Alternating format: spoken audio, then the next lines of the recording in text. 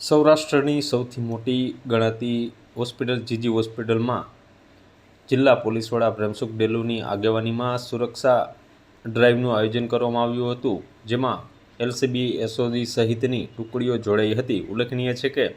જીજી હોસ્પિટલમાં તાજેતરમાં જ યુવકની ઘાતકી હત્યા કરવામાં આવી હતી, ત્યારે જામનગર પોલીસ એક્શનમાં આવી છે અને અહીં જિલ્લા પોલીસ વડાની આગેવાનીમાં સુરક્ષા ડ્રાઈવનું આયોજન કરવામાં આવ્યું હતું। હોસ્પિટલમાં રોજ રિસ્પેક્ટેડ એસપી સર અને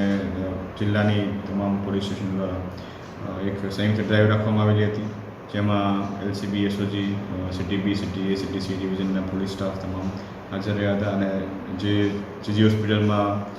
જે અવ્યવસ્થા અથવા તો કોઈપણ પ્રકારની બીજી કોઈ તકલીફો દર્દીઓને કે સગાવાલાઓને પડતી હોય એ બાબતની